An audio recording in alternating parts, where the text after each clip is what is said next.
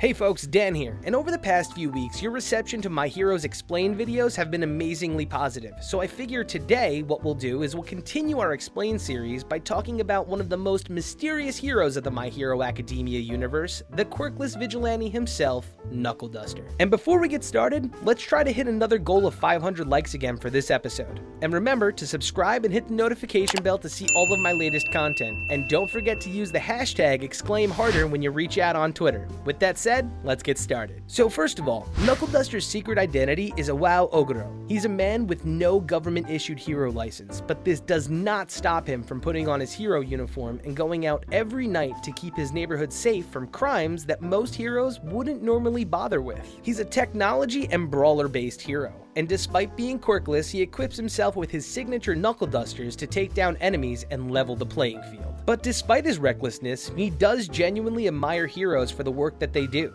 Probably because once upon a time, he used to be a pro hero, and I promise you we'll get back to that later on in the video, don't worry. Another one of the coolest aspects of Knuckleduster's character is that he shows no fear towards villains who have powerful quirks. In fact, he seems to love fighting against particularly strong people who have powerful quirks. He enjoys the challenge, and I mean, for my previous video, you saw what he did to pre-hero killer Stain. Fighting seems to be one of the main pleasures of his life. And notice how I said strong people previously who have powerful quirks. And by this, I mean that he's willing to even fight against pro heroes if the situation calls for it. Knuckleduster once fought Eraserhead to a standstill when they very first met, only to stop when Eraser uncovered that he was quirkless, but not before taking a shot and actually questioning if he had a strength quirk. This was a very tense and educational moment, as it's the first moment in the series where we as the reader realize that there is a clear separation between heroes and policing. Aizawa fighting Knuckleduster is actually illegal on Eraserhead's part. Heroes are tasked with detaining people that use their quirk improperly or unlawfully, and Eraser fighting a quirkless individual is an example of an improper usage of a quirk, meaning that Knuckleduster is a job for the police, not the pro hero Eraserhead.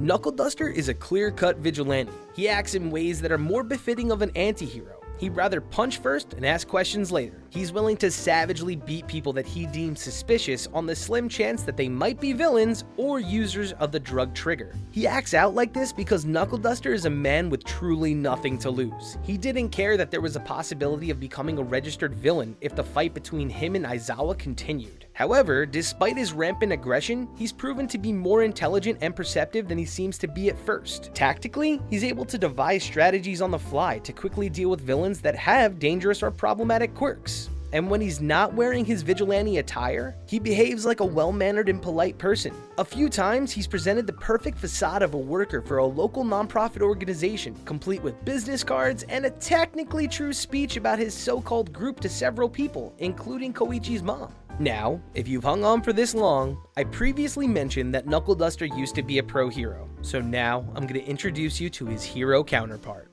the high-speed hero, OClock. That's right, not only is Knuckleduster pretty much a Batman homage, once upon a time, he was the Flash. The quirk that he utilizes is called Overclock. An overclock in normal situations has the user moving at speeds approximately 3 to 10 times faster than normal. Though, in life or death situations, the user can actually move at speeds a few dozen times faster than normal, letting the user actually perceive the world as like frozen.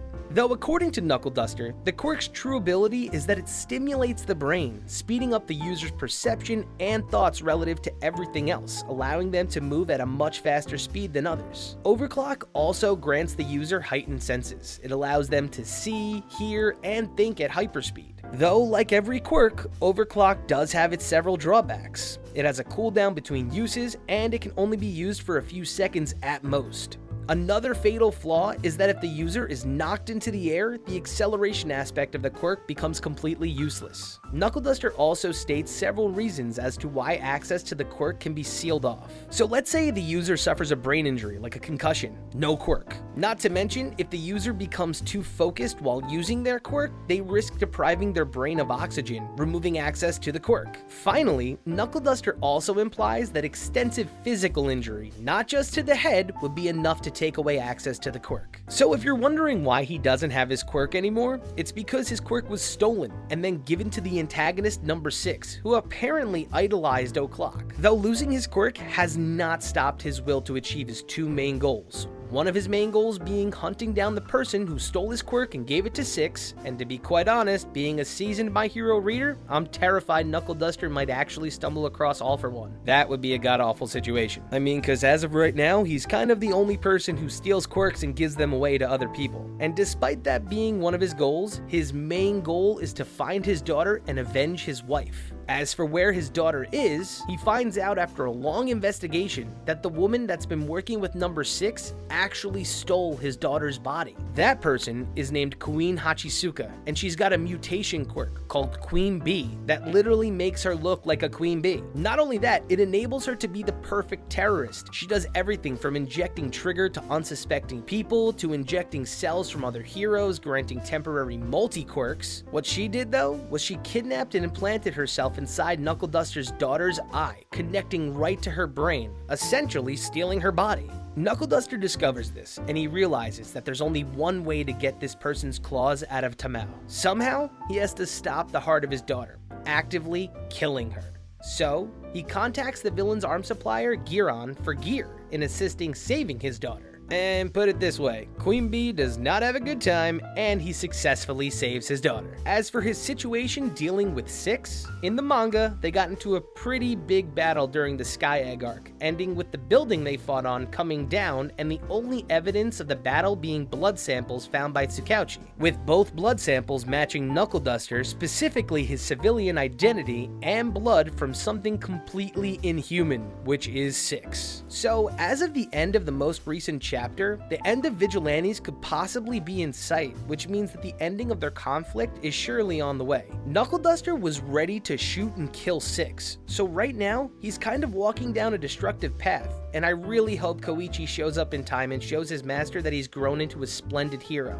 But I really want him to show Knuckleduster that there's more to justice than revenge. Time will only tell what's to come of him, because there's so much to this character despite his rage towards the people that wronged him. Despite his unbridled aggression, the truth is Knuckleduster is actually a very caring and good-hearted individual. He cares for the people that are close to him and encourages them to achieve their goals. He's made dramatic entrances by jumping off of buildings and using trash as a cushion, but if there's one thing that I absolutely love, it's that he arrives on scene similar to All Might, the symbol of peace. They both share the similar quality of smiling in the face of fear, something that both teachers have imparted to their students to always smile in the face of adversity. Granted, Knuckleduster does have unattractive qualities. He does abuse pills and alcohol to deal with the pain of fighting powered-up villains, something that we know that All Might wouldn't do. Knuckleduster made himself the sensei of our main character, Koichi Himawari, and he makes it known that he's abundantly proud of his progress whenever Koichi exceeds his expectations. I like to think that Knuckleduster is an homage to some of our favorite powerless superheroes across all mediums. I mean, he's a clear shout out to Batman, but his likeness could be mistaken for others.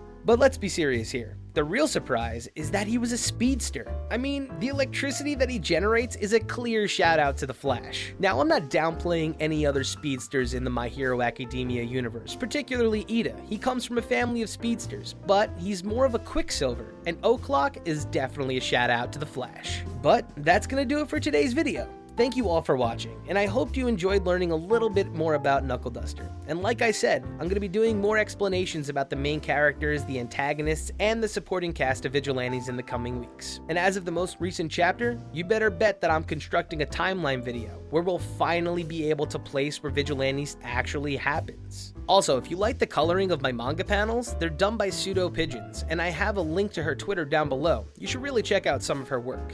And last but not least, before we go, we finally achieved monetization here on the channel. And thanks once again for tuning into the Shirakumo video. It's almost a 200,000 view video. I can't believe it. Every week I put out videos and the reception has been so amazing. So once again, I'm sorry to be a little bit gratuitous, but thank you for being a part of my exclaimers. And once we hit 10,000 subs, I might have a little bit of a surprise for all of you. Alright, I've done way too much rambling. You know what to do next. Let's open up the bar to some discussions down below. So don't forget to comment, like, and subscribe. And this is Dan. Till next week. Peace.